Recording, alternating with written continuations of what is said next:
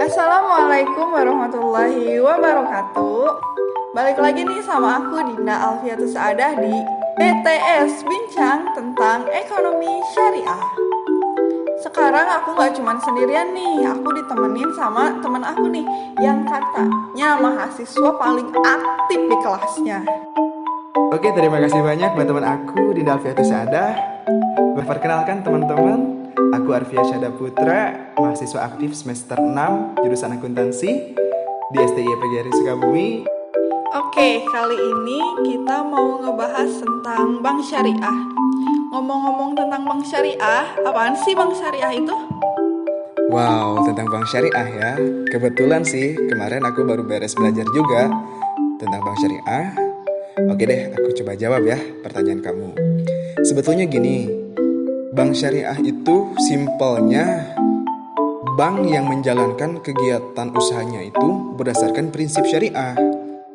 Tapi prinsip-prinsip tersebut itu diatur dalam hukum Islam yang diantaranya ada keadilan dan keseimbangan, kemaslahatan, dan universalisme, dan terutama tidak mengandung gharar, masyir, riba, zolim, dan objek yang haram.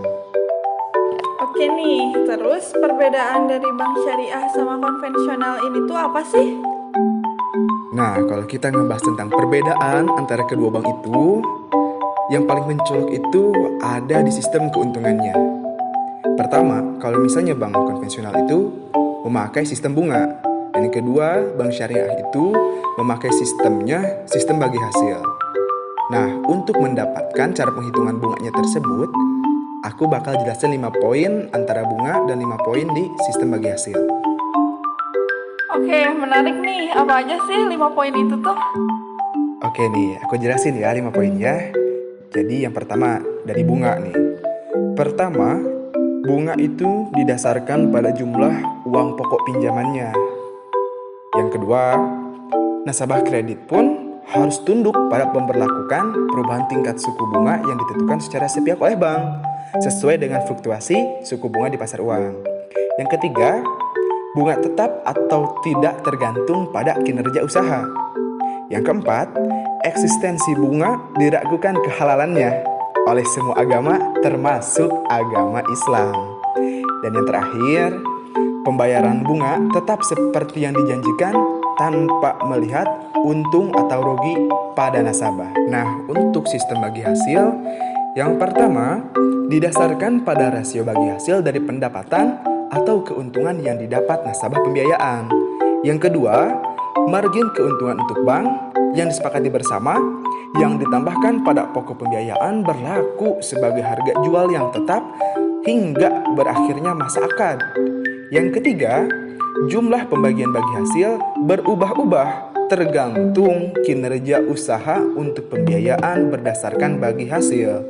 Yang keempat, tidak ada agama yang meragukan keabsahan bagi hasil. Dan yang terakhir, bagi hasil tergantung pada keuntungan proyek yang dijalankan, keuntungan dan kerugian ditanggung bersama kedua belah pihak.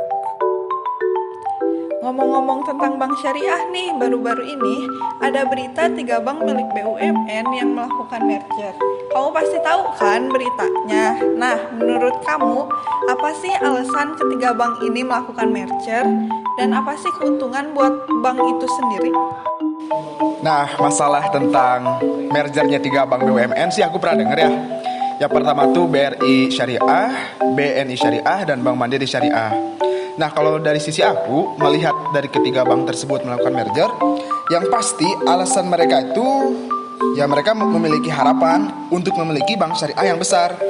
Kenapa memiliki bank syariah yang besar? Karena dari ketiga bank merger tersebut disatukan menjadi satu nama, yaitu Bank Syariah Indonesia atau Bank BSI.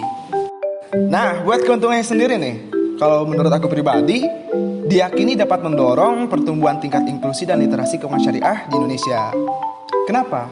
Karena kehadiran bank syariah BUMN hasil merger ini akan memperkaya pilihan produk dan jasa keuangan syariah bagi masyarakat. Oke, sekarang masuk pertanyaan terakhir nih. Menurut artikel yang pernah aku baca, di sana disebutkan bahwa dengan dilakukannya merger bank itu merupakan upaya pemerintah untuk mewujudkan bank syariah di Indonesia agar menjadi pusat keuangan dunia. Kamu setuju nggak sih tentang hal itu? Oke, gak kerasa juga nih udah masuk pertanyaan terakhir. Untuk pertanyaan yang itu jujur, aku sebagai muslim sendiri sangat setuju akan hal itu terjadi. Kenapa setuju? Karena dengan mayoritas muslim terbesar, tentunya aku sangat mengharapkan hal itu terjadi. Tetapi, aku sendiri beralasan apabila untuk mewujudkannya, ada beberapa hal yang harus ditekankan. Pertama, kita harus meyakini Indonesia memiliki tingkat perkembangan ekonomi yang baik, politik yang stabil, dan sistem regulasi yang mendukung stabilitas makroekonomi dan sistem perpajakan yang baik. Yang kedua, Indonesia harus memiliki sumber daya manusia yang cukup di bidang ekonomi dan keuangan syariah. Kenapa seperti itu? Karena pelaku industri keuangan syariah selalu kesulitan mencari sumber daya manusia mumpuni untuk mengisi kekosongan jabatan di perusahaannya. Yang ketiga, terkait infrastruktur. Infrastruktur yang dibangun tidak hanya bersifat fisik saja, namun juga infrastruktur seperti teknologi harus lebih ditingkatkan. Dan yang terakhir, tingkatkan kedalaman pasar industri keuangan syariah, tambahkan variasi produk dan investasi syariah sehingga menjadi tempat orang mencari investasi. Wow, keren banget nih jawabannya. Nggak sia-sia ya kita ngebahas tentang bank syariah sama mahasiswa yang katanya di kelas sebagai mahasiswa teraktif. Nyatanya ya kayaknya itu. Pokoknya terima kasih banyak buat Dinda. Gak nyangka bisa diundang sama Dinda buat sharing tentang bank syariah. Sekali lagi aku mengucapkan terima kasih. Pokoknya buat BTS sukses terus, bisa menginspirasi banyak orang. Terima kasih, thank you so much. Sama-sama juga ya buat Arpi. So, kita dapat kesimpulan nih bahwa bank syariah itu bank yang menerapkan prinsip syariah dalam setiap kegiatan usahanya. Dan kita berharap dengan adanya Bank Syariah Indonesia dapat mengoptimalisasikan kegiatan perekonomian negara juga sebagai pusat keuangan dunia. Oke, thank you so much buat Arpi. Terima kasih sudah menyempatkan waktunya untuk sharing. Semoga bermanfaat bagi kita semua. So, bye-bye.